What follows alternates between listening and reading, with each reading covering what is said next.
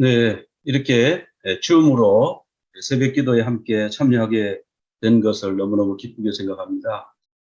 코로나가 와서 우리가 불편한 점도 많았지만 우리가 완전히 새로운 역사를 쓰게 되었습니다. 전입니다. 지금까지는 한 번도 이렇게 세계 각지의 선교사님들이 모여서 예배를 드리거나 회의를 한 적이, 특별히 온라인으로 이렇게 한 적이 없죠. 그런데 이런 새로운 시대가 열렸습니다. 그래서 지금 우리가 어떤 시점에 와 있는지, 어떤 상황에 와 있는지 그것에 대해서 한번 살펴보고, 우리가 새롭게 또 이 새로운 역사의 현장에서 우리가 그 현장의 주역이 되기 위해서 무엇이 필요한지 한번 살펴보는 그런 시간을 갖도록 그렇게 하겠습니다. 지금 이 사진은 이 미국의 이 샘스 클럽이라든지 코스코, 우리 한국 사람들 이제 코스트코라고 그러는데, 근데 트 발음은 원래 묵음입니다. 나이프를 크나이프라고 안 하는 것처럼 이제 코스코 또는 카스코 이래야 되는데, 언론에서든지 어디서든지 다 그냥 코스트코라 그래가지고 그 불편한 발음을 그렇게 하시더라고요. 예. 코스코 또는 샘스 클럽, 월마트 이런 데 이제 매장에 이렇게 선반이 있어요. 그 선반에는 항상 물건이 꽉꽉 차 있습니다. 근데 코로나가 터지고 나서 제가 물건을 사러 여기를 갔는데요. 이런 상황에 아무것도 없어요. 빵 칸에 가니까 빵을 그 베이커리 코너가 있거든요. 거기도 아무것도 없어요. 휴지를 사려고 그러는데 휴지가 없어요. 한 달 동안 휴지를 살 수가 없어요. 들어오긴 들어왔대요. 가면은 아침에 들어왔는데 벌써 나갔다고. 그 다음날 가면 누가 또 먼저 와서 또 가져갔다. 야, 이게 전쟁이 나면 이렇게 되겠나? 전쟁이 나도 이렇게 되지는 않을 건데, 그런 생각을 하게 됐습니다. 뭐 고기 칸도 텅텅 비어 있고요. 왼편이 이게 이제 냉장고 또는 냉동고인데, 여기도 원래 물건이 꽉 차 있어야 정상이거든요. 거기도 텅텅 비어 있는 거예요. 야, 이제 세상이 정말 새로운 시대가 왔구나. 마지막 시대로 달려가고 있구나. 그런 것을 실감했습니다. 우리가 이제 팬데믹이 지금 거의 끝났다라고 생각하는, 지금 실제로 끝나지 않았지만 우리가 하는 삶의 패턴을 보면 이제 그렇거든요. 특별히 미국 같은 경우에는 마스크 쓰는 사람이 없어요. 한인들은 좀 마스크 열심히 써요. 다른 인종들은요, 마스크 안 써요. 작년에 제가 라스베가스에 갔는데, 작년에는 코로나 한창 진행 중일 때 라스베가스의 그 뷔페 식당에 거기 아마 수백 명, 수천 명이 거기 와서 식사를 합니다. 줄을 서서 40분을 몇 줄로 서서 기다렸으니까요. 그런데 거기에 마스크 쓴 사람이 없어요.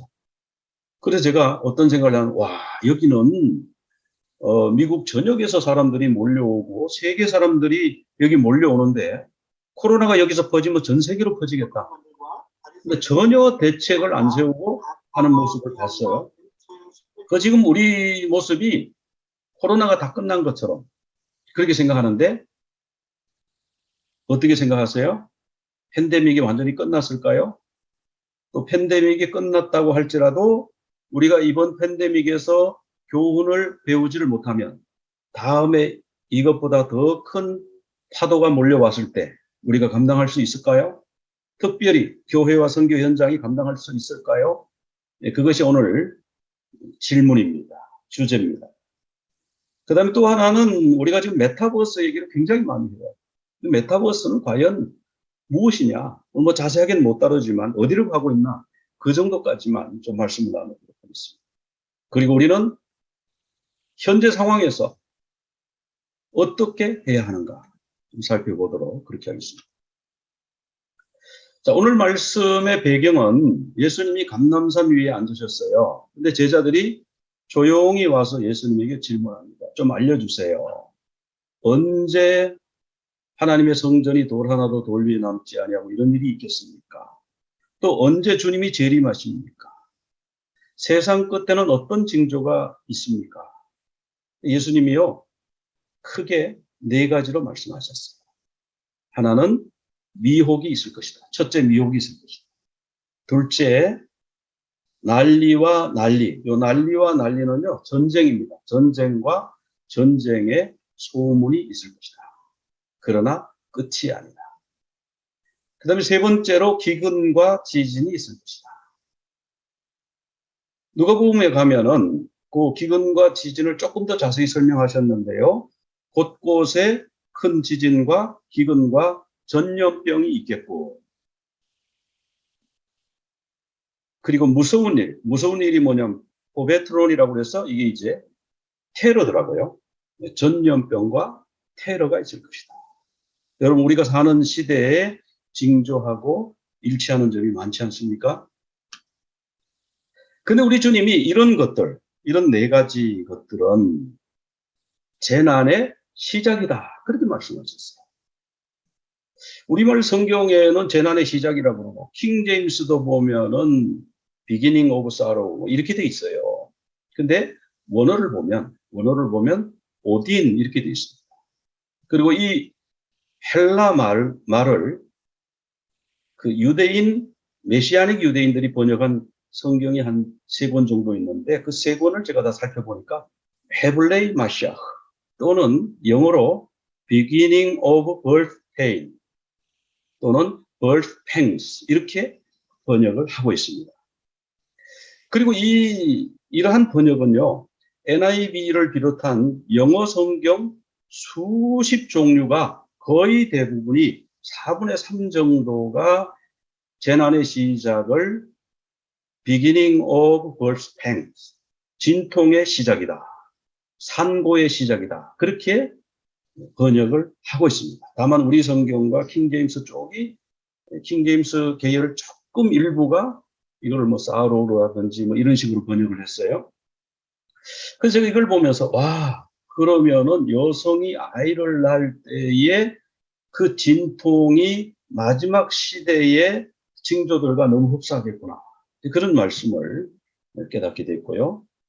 그런데 이 오딘이라고 하는 단어가 신약 성경에 4번 사용됐는데 마가복음 13장에도 이 오딘의 시작이라 그렇게 했고 사도행전 2장 24절에도 오딘, 이것은 이제 고통, 산통과 같은 고통. 그럼 데살로니가전서 5장 3절에서는 분명하게 또 언급했어요. 해산의 고통. 이렇게 이제 설명을 하고 있습니다. 근데 이것은 이제 무슨 그래프냐 하면은 지진, 1935년부터 일어난 지진들, 특별히 진도가 5.0 이상인 것을 모아서 그래프로 그린 것인데, 이 산통 비슷하게 지금 산통이 이제 올라갔다가 내려갔다가 또 좀 쉬었다가 평안했다가 또 올라갔다가 고통이 또 내려갔다가 뭐 이렇게 계속 반복이 된다고 그래요. 그래서 그 강도가 세지고 빈도가 점점 많아지면 아기가 나올 때가 됐다. 이렇게 이제 알지 않습니까? 산모가 이제 알게 되는 거예요. 지금 지진 그래프를 보면요. 올라갔다가 내려왔다가 올라갔다가 내려왔다가 이렇게 산통처럼 돼 있어요. 그런데 그 강도는 어떻습니까? 점점 오른쪽으로 갈수록 위로 올라가고 있어요. 아, 이 지진이 산통하고 비슷하게 지금 일어나고 있구나. 그런 것을 이제 유추해 볼 수가 있겠습니다. 그럼 우리가 생각할 때 그러면 뭐 사람들이 그렇게 얘기해요. 아, 뭐 계시록에 인이 뭐 7인이 떼져야 되는데 뭐 아직 인이 안 떼졌다고 뭐 이런 말씀들을 하시는데 히브리서 1장 2절 말씀을 한번 보면요. 좀 생각이 달라지실 수도 있다고 생각해요. 거기 보면은 이 모든 날의 마지막에는 아들을 통하여 우리에게 말씀하셨다 이렇게 나오거든요. 그러니까 예수 그리스도가 이 땅에 오셔서 십자가에 못 박히시고 부활 승천한 이후부터는 마지막 때다. 종말의 때다. 그렇게 우리가 이 말씀을 근거로 생각해도 크게 틀리지 않을 것 같습니다. 그럼 이제 이 종말의 시그널들은 이미 예수님이 승천하신 이후에 일어났는데 제일 처음에 나타난 종말의 시그널이 뭐죠? 적그리스도가 나타났잖아요. 그래서 요한 1서에도 보면은 이미 적그리스도가 세상에 왔느니라 그렇게 말씀하고 있어요. 그러니까 너희가 사람의 미혹을 주의하라 그러시고 많은 사람이 내 이름으로 와서 나는 그리스도다. 그렇게 말할지라도 믿지 말라. 그 사람이 골방에서 말할지라도, 들에서 말할지라도 결코 믿지 말라. 이미 예수님 승천하신 직후에 예수님의 이름으로 재림했다는 그런 적그리스도들이 왔다는 거죠. 벌써 종말의 시그널이에요. 그런데 지금 2000년이 지났는데 왜 그 옛날 얘기를 하시느냐? 뭐 그렇게 생각할 수도 있습니다. 그런데 예수님이 가실 때 내가 2000년 뒤에 오리라 그런 말씀 하신 적 없어요. 금방 오실 것처럼 말씀하셨어요. 계시록에다 보면은 내가 속히 가리니 그런 말씀하셨거든요. 그러니까 예수님이 승천하신 이후로는 언제 오셔도 되는 거예요. 다만 그것이 조금 이제 밀렸어요, 우리가. 근데 우리가 여러 징조를 봤을 때 지금 우리가 마지막 때를 준비하는 마지막 주자가 될 수도 있겠다. 그런 생각을 해봤습니다. 이 마지막 시대의 가장 큰 특징은 이제 팬데믹인데요. 팬데믹과 테러, 기근. 자, 계시록 6장 7절에 보면은 이 네 번째 인을 뗄 때 청황색 말이 나옵니다. 근데 그 말을 탄 자 이름이 사망이다. 그렇게 돼 있고요. 그리고 그들이 검과 흉년과 사망과 땅의 짐승들로 죽이더라. 이런 말씀이 나와요. 그런데 이것을 여기 NIV라든지 여기 제가 쭉 리스트를 다 적었어요. CJB, Tree of Life, 버전, ISB 쫙 다 적었습니다. 이 수많은 번역본들은 첫 번째 사망은 death라고 번역했고요. 이 타나토스를 사망이라고 번역했고요. 요 같은 줄에 있는 두 번째 타나토스는 전염병이라고 번역했습니다. Plague, Pestilence, Pest, Disease. 같은 계열이죠. 그렇게 번역을 했습니다. 그렇다면 결국은 전염병으로 사람들을 죽일 것이다. 즉 전염병이 전 세계적으로 창궐해서 많은 사람들이 죽게 될 것이다. 이 이야기는 빌 게이츠도 그런 얘기를 했죠. 그가 성경을 알고 그랬는지 모르고 그랬는지 모르지만 성경에 나오는 말씀을 하면은 마지막 때에 거대한 팬데믹이 있을 것을 말씀하셨습니다. 그런데 이 타나토스는 사망으로 번역했는데 사실은 구약에 나오는 전염병이 데베르인데 그것을 70인역에서 번역할 때 히브리 성경을 헬라 성경으로 번역할 때 타나토스로 번역했어요. 전염병. 그러니까 지금 네 번째 인을 뗄 때 나오는 그 사망은 전염병을 말한다고 봐도 전혀 무리가 없다고 보여집니다. 계시록 2장 23절에도 참 이해하기 어려운 말씀이 나와요. 그게 뭐냐 하면 사망으로 그 자녀를 죽인대요. 사망이 죽는 건데 죽음으로 그 자녀를 죽이리라. 이게 여러분 말이 된다고 생각하십니까? 죽음은 사망이죠. 죽이리니. 아포크테이노. 죽음. 근데 그 앞에 나오는 사망은 도대체 뭔가? 그 사망은요. 데베르. 전염병. 플레이그. 그렇게 번역해야만 정확하게 번역되는 거죠. 문맥이 연결이 되는 거죠. 그래서 계시록에서도 이 타나토스 이것을 사망으로 우리가 비록 번역했지만 전염병으로 사람을 죽인다고 하는 말씀이 거기도 나오고 있습니다. 또 출애굽기에 살펴보면은 여호와께서 전염병이나 칼로 우리를 치실까 두려워하나이다. 그 전염병이 히브리 말로 데베르예요. 근데 70인역 성경을 보면은 그거를 타나토스로 번역했습니다. 근데 그거를 이제 옮길 때 계시록에서는 사망으로 옮긴 것에 불과한 거죠. 또 출애굽기에 계속 그 말씀이 나와요. 돌림병이 있을 것입니다. 가축의 팬데믹이 있다는 거죠. 가축병. 가축의 질병. 그런데 성경에는요. 사람에게 퍼지는 팬데믹, 가축에 퍼지는 팬데믹, 그리고 인수 공통 전염병에 대해서도 말씀하고 있더라고요. 출애굽기 9장 9절에 보면은 애굽의 온 땅의 사람과 짐승에게 인수 공통의 종기가 생기리라. 요즘 그 멍키팍스, 원숭이 두창이 바로 이런 거 아닙니까? 악성 종기죠. 그런데 그 악성 종기가 원숭이에게도 생기고 사람에게도 생기고. 이 돌림병이 퍼진다. 그런 말씀을 하고 있잖아요. 그래서 이 돌림병 뭐 이런 거 다 이제 대베러인데 신약에 오면 특히 70인역에서는 이 구약 성경의 이 단어를 타나토스라 그렇게 번역하고 있는 것을 봅니다. 우리가 뭐 흑사병의 역사라든지 이런 건 너무 잘 아니까요.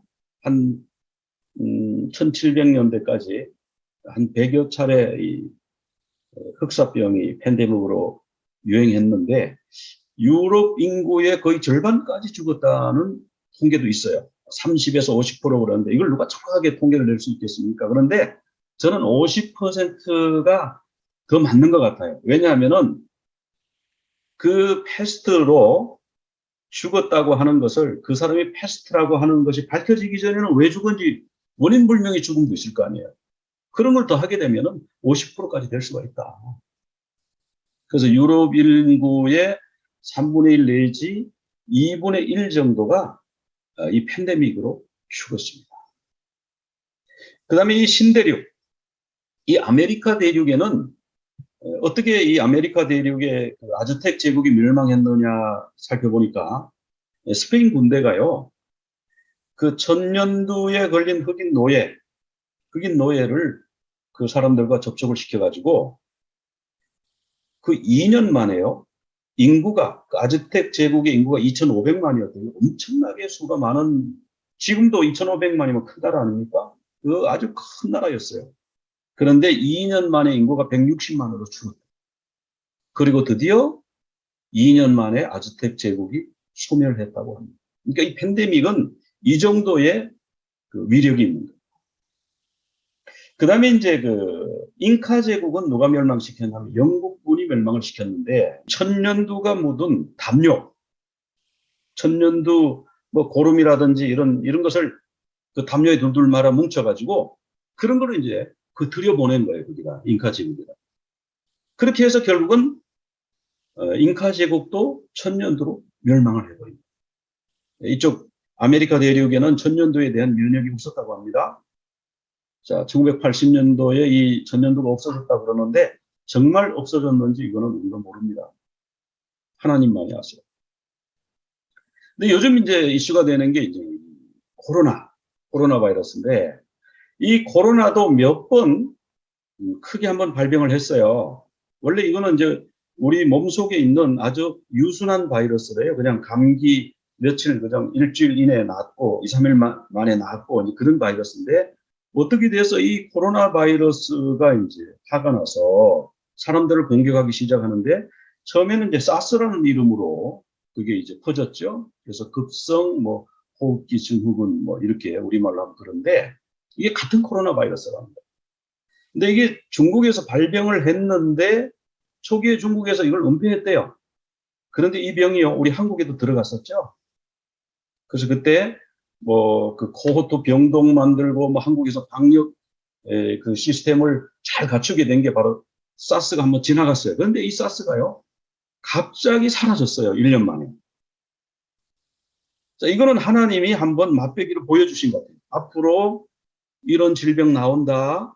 너희들 준비해라. 특별히 누구 보고 준비하라 그럴까요? 믿는 자들아 준비해라. 믿는 자들아 준비해라. 그런데 조금 있다가 또 메르스가 나왔어요.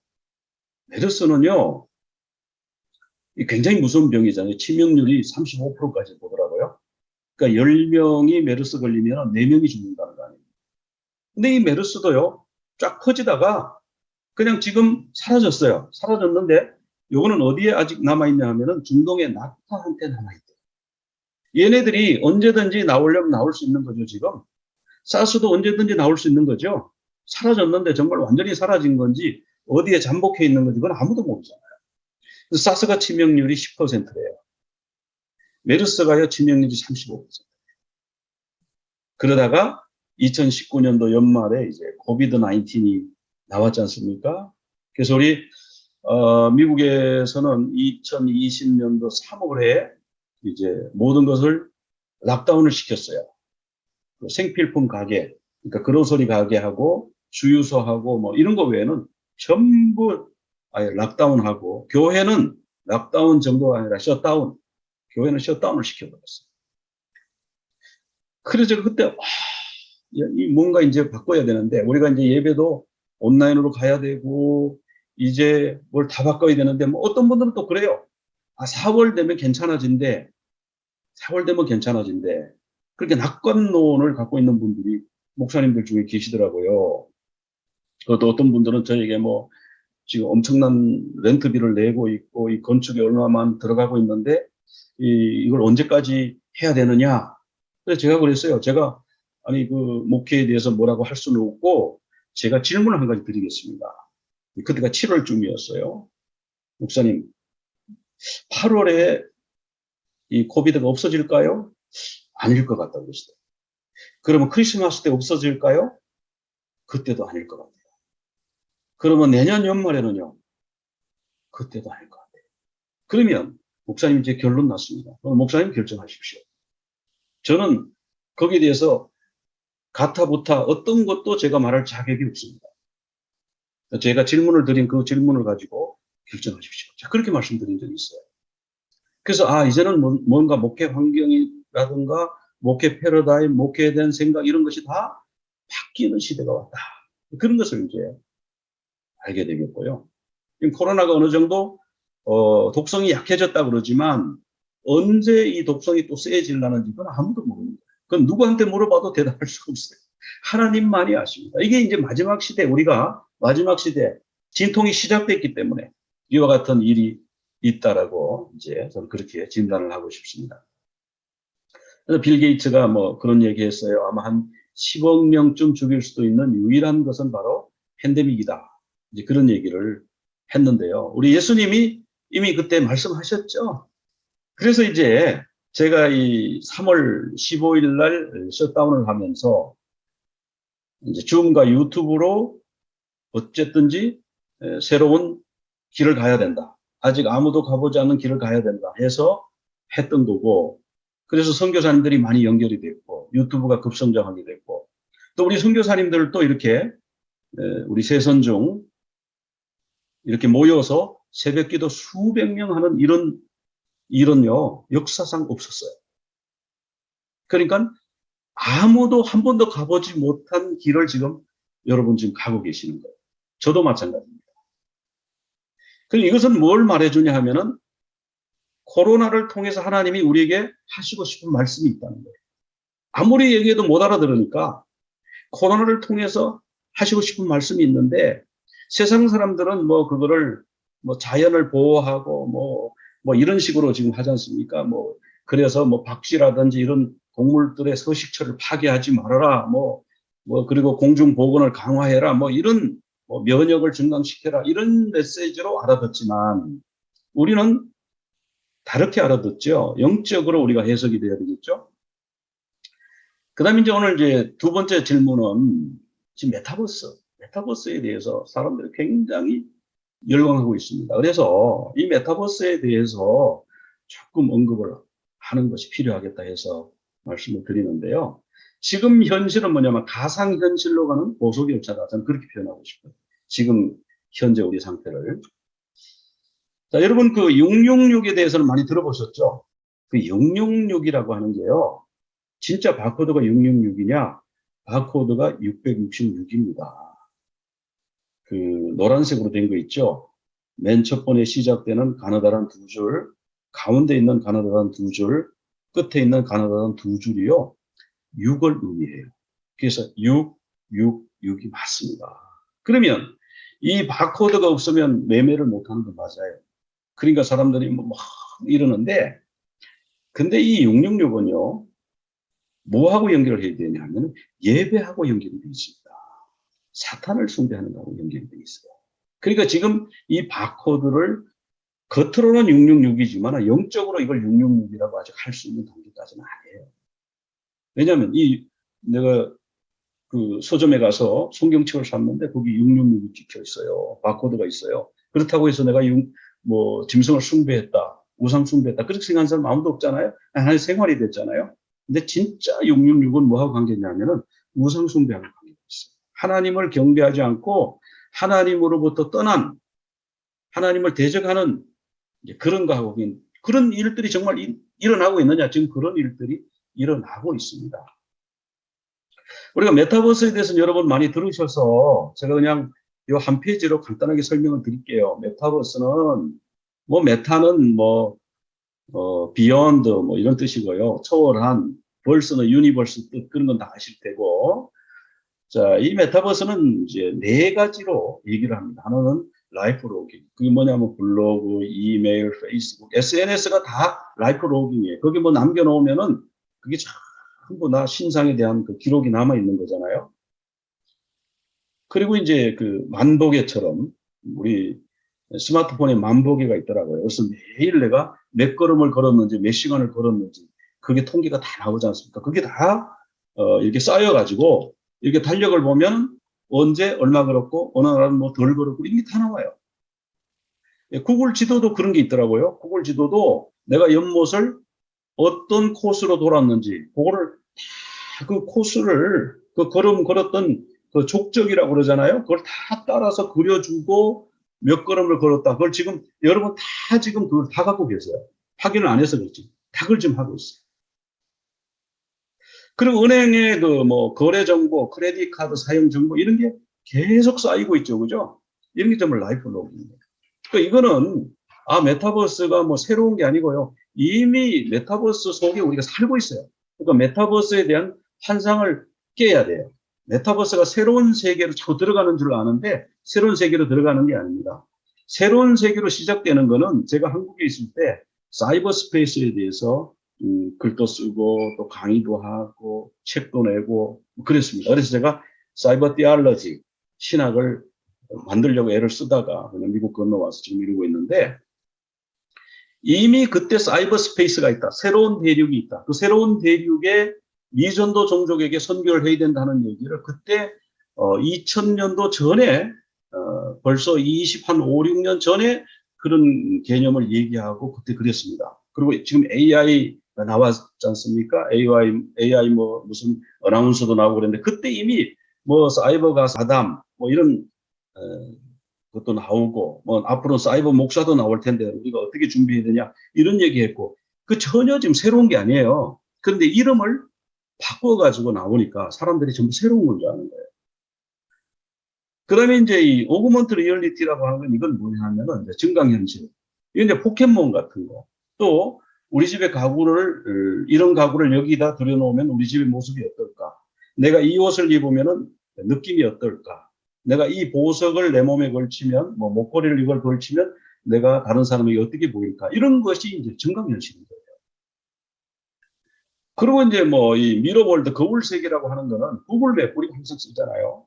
구글 맵. 뭐 한국에서 네이버 맵을 씁니까? 네이버 지도. 그리고 이제 그 웨이즈라고 그래가지고 이 웨이즈는요 앞에 경찰이 어디에 있다, 어디에 사고가 났다 이런 거를 다 지도에다 표시를 해줘요. 그러니까 운전해 가다가요, 앞에 경찰이 있어, 속도를 줄여야 돼. 뭐 앞에 사고가 났어, 우리가 피해 가야 돼. 이런 걸 다 하잖아요. 그리고 이제 이 뭐 가상 세계에 이렇게 거창한 이름을 붙였지만은 자기 아바타를 만들어 가지고 뭐 제페토라든지 이런 데서 이제 뭐 이렇게 사무실 만들어 놓고 뭐 이렇게 활동을 하잖아요. 근데 지금 메타버스는 우리가 막 메타버스 환상에 빠져 있을 때가 아니고 이 메타버스는 어떤 거냐 하면은 우리가 지금 살고 있는 현실이 메타버스예요. 즉 우리가 재택근무 하잖아요. 또 우리가 지금 오늘 줌으로 새벽 기도하고 있지 않습니까? 이게 메타버스 세계 속에 들어와 새벽 기도하는 거예요. 우리가 언제 이렇게 모여서 하는 게 아니잖아요. 자기 방에서 하는 거잖아요. 어떤 사람 뭐 바깥에서 공원에서 산책하면서 하기도 하고. 그런데 이 새벽 기도라고 하는 여기에 같이 들어와 가지고 참여해서 새벽 기도 예배를 드리고 이게 바로 메타버스거든요. 그래서 메타버스는 새로운 세계로 들어간다 이렇게 환상을 갖지 마시고 지금 우리가 지금 사는 시대가 이렇게 컴퓨터로 만들어진 사이버 스페이스. 그거를 이제 어느 소설가가 메타버스라고 이름을 바꿔버려가지고 메타버스는 다른 뭔 줄 알고 지금 이제 그렇게 됐는데 이 사이버 스페이스에 우리가 들락날락 하면서 뭐 거기서 경제 활동도 하고 공부도 하고 우리처럼 이렇게 새벽 기도도 하고 이렇게 하고 있다라는 거죠. 그래서 메타버스는 지금 이런 단계인데 그럼 이 메타버스가 앞으로 어떻게 가느냐? 여기 이제 중국의 그 AI 감시 체계인데요. 요 선글라스 보통 경찰이 뭐 선글라스 끼고 있는 건 일반적이니까. 그런데요, 이 선글라스가요, 이런 걸 해요. 한 번에 10,000명을 확인할 수 있대요. 그래서 요 사람, 그래서 11796, 요 사람 딱, 만약 그 사람을 딱 지목하면 그 사람에 대한 정보가 쫙 뜨는 거예요. 이름이 뭐고, 뭐, 이 사람 직업이 뭐고, 과거에 뭐 이 사람이 범죄 기록이 있다 없다, 이런 게 다 나오는 거예요. 그래서 그 범죄 블랙리스트에 등록된 사람을 금방 찾아내는 거예요. 뭐 이런 사회가 되면 선교를 못하죠. 선교사 딱 리스트에 딱 등록되면, 아, 이 사람 선교사 어디로 간다. 대본 나오는 거예요. 7분 만에 잡혔다고 그러잖아요. 어느 저 서방 기자가 나를 한번 잡아보시오 그러고 숨었는데 7분 만에 공안에 출동해서 그 사람 잡았다. 근데 중국이 지금 이렇게 가고 있잖아요. 앞으로 지금 메타버스가 지금 그게 문제가 아니고 지금 이게 문제, 이 감시체제. 그래서 이걸 텐왕이라고 그런다고 그러잖아요. 스카이넷, 하늘 그물. 자, 이렇게 감시를 하는 이런 체제로 이제 간다. 그럼 이걸 앞으로 누가 사용할 것인가? 그 다음에 이제 더 크고 중요한 건 뭐냐면 이제 가상현실입니다. 지금 가상현실이라 그러는 것은 너무 아직 지금 유치한 단계고요. 이 가상현실이 되려면 뭐가 있어야 되냐면요. 오감이 느껴져야 돼요. 지금은 우리가 시각, 청각은 해결했어요. 후각 해결 안 됐죠. 미각 해결 안 됐고, 촉각도 아직 해결 안 됐어요. 물론 뭐 장갑을 끼고 뭐 그런 거 한다 하지만 촉각 완전 해결된 거 아니죠. 그 다음에 균형 감각하고 방향 감각. 요 7가지 감각을 우리 몸에서 완전히 그게 시뮬레이션이 되면요. 우리는 완전히 가상현실로 들어가는 거예요. 근데 지금 뭐 이렇게 헤드 마운트 디스플레이 뭐 쓰고 뭐 스마트폰으로 보고 해가지고는 이게 도대체 뭐 가상현실에 몰입이 되면 가상현실로 느껴지는데 실제처럼 느껴지는데 근데 사실 실제가 아니잖아요. 근데 그게 진짜 자신에게 실제가 되는 방법이 있는데 그거는 바로 뇌를 조작하는 것입니다. 뇌에 칩을 심든지 뇌파를 조정하면 우리가 꿈을 꾸면 진짜 현실처럼 느껴지는 것처럼 그렇게 될 수가 있다는 거예요. 앞으로 그런 세계가 오면 어떻게 되느냐? 사람들이 신이 되는 거예요. 사람들이 거기서 자기가 뭐든지 하는 거예요. 자기가 나라도 세우고 자기가 왕도 되고 마음에 안 드는 사람 뭐 잡아서 감옥에도 가두고 화성도 개척하고 뭐 다 할 수 있는 거죠. 천국도 경험하고 지옥도 경험하고 다 할 수 있는 거죠. 이 가상현실로. 이제 앞으로 이제 이렇게 가게 되면 과연 우리 기독교가 설 자리가 어디냐. 요거 이제 여기 오그먼트 리얼리티의 예인데요. 요걸 한번 보여드리겠습니다.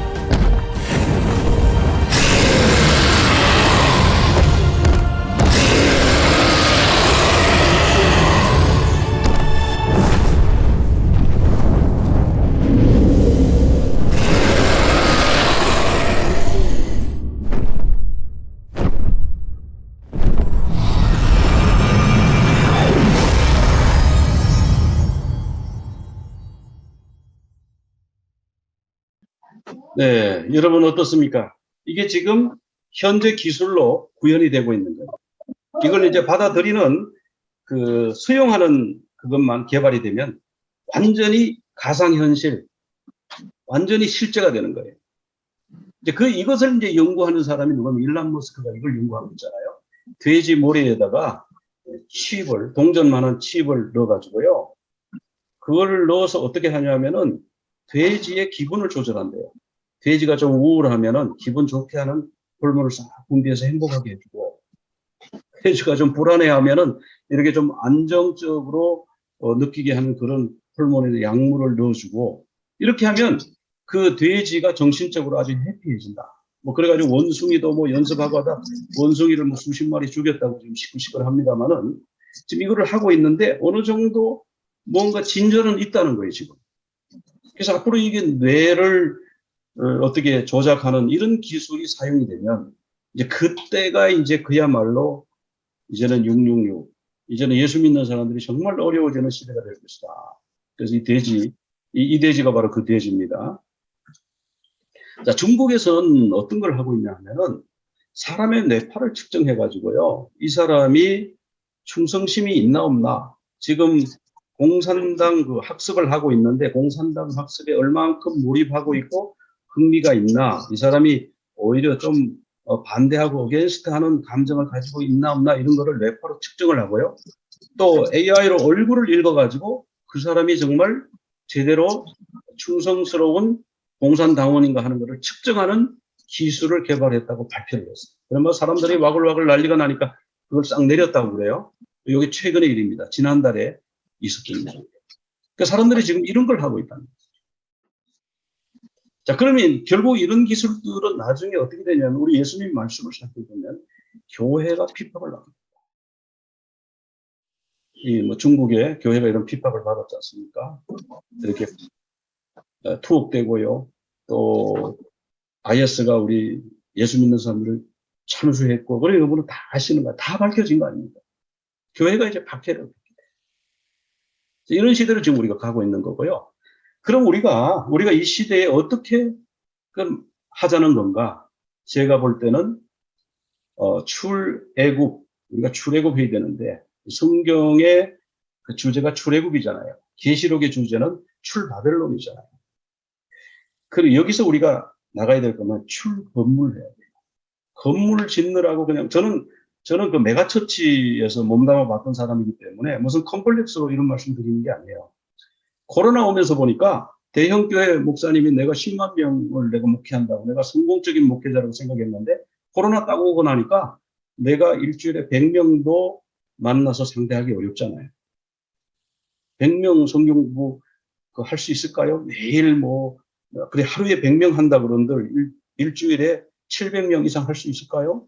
그러니까 내가 아무리 큰 교회를 가지고 있다 해도 이 코로나 같은 거 한번 오면요, 나는 정말 아주 극소수다. 그러면 수많은 영적 리더를 세워서 이게 가정교회 개념으로 이제 발전돼야지 싶은데, 이렇게 영적 지도자를 많이 세워서 그 사역을 위임해 둔다면 팬데믹이 오면 그분들에게 다 그냥 한 50명씩, 30명씩, 100명씩 이게 맡길 수가 있잖아요. 그래서 건물에 지금 막 투자하고 건물에 렌트비 내야 되고 건물에 그 모기지 할부금 내야 되고 이런 상황에서는 코로나 팬데믹 오면 지금 많은 교회들이 그래서 어려움을 당했다. 문 닫은 교회들이 있다. 이런 얘기를 듣고 제가 가슴이 참 아팠습니다. 그 다음에 무너진 재단을 수축하자.